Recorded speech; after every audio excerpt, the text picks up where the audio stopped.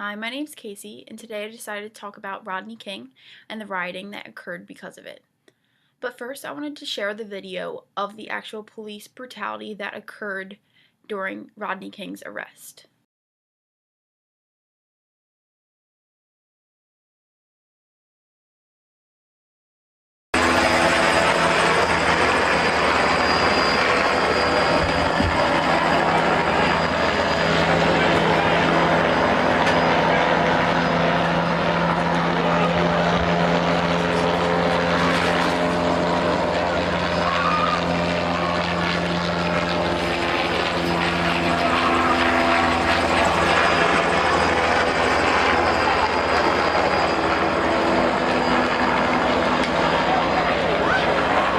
Debe haber matado.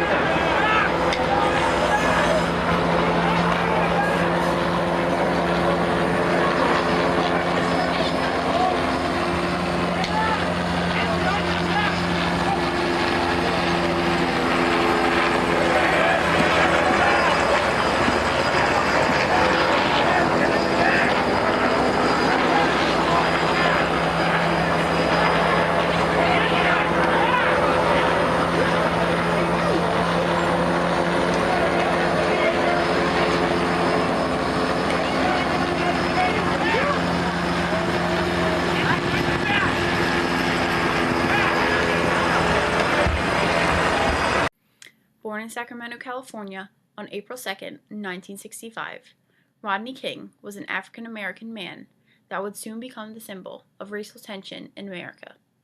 King's first trouble with the law was when he was 24 years old. He had attacked a store owner and stole his cash. The day that most people remember him by fell on March 3rd, 1961. Rodney King, along with two passengers, Brian Allen and Freddie Helms, were being chased by husband-wife police officers Tim and Melanie Singer of the California Highway Patrol. King refused to comply with the demands of the Highway Patrol and drove on. King was driving between 55 and 80 miles on residential streets. After about 8 miles, the officers cornered King, and more officers arrived on scene. The first 5 LAPD officers to arrive on the scene were Stacy Kuhn, Lawrence Powell, Timothy Wind, Theodore Brinceno, and Ronaldo Solano. Tim Singer was the officer that commanded King and his passengers to get out of the vehicle and to lie face down on the ground. The passengers obeyed Singer's commands and were arrested, but King did not get out of the car.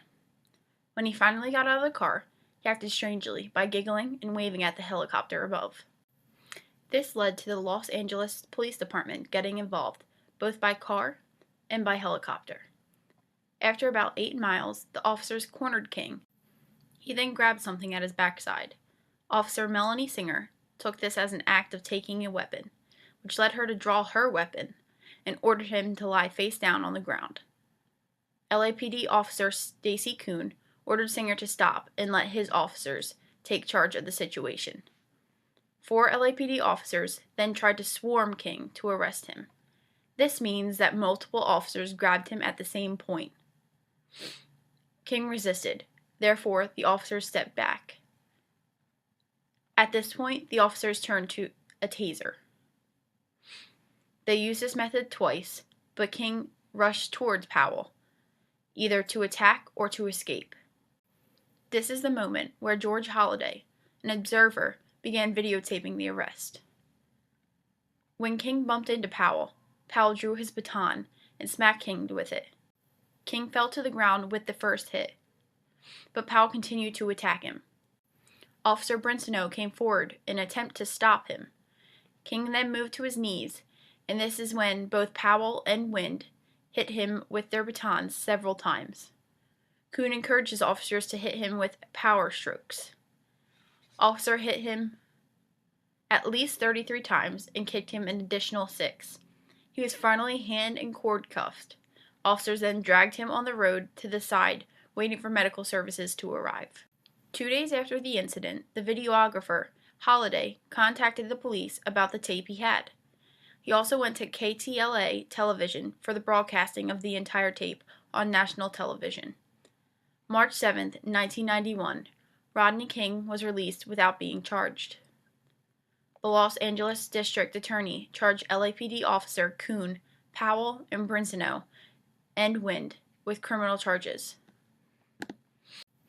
The Los Angeles District Attorney charged LAPD officers Kuhn, Powell, Brinsenow, and Wind with criminal charges, including assault with a deadly weapon.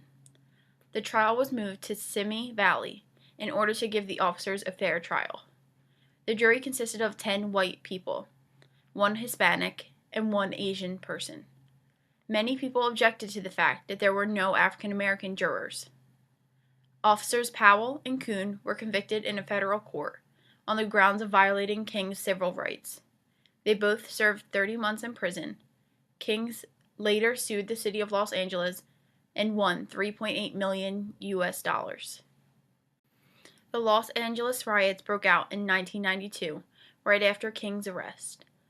The riots lasted over 5 days and left more than 50 people dead and more than 2,000 injured. The rioting destroyed or damaged over 1,000 buildings in the LA area. The estimated cost of the damages was over $1 billion. More than 9,800 California National Guard troops were dispatched to restore the area. Nearly 12,000 people were arrested. This event brought out many feelings of the problem of racism and police brutality in the country. Obviously, many people believed that this was a problem based on the amount of people that were involved in the riots.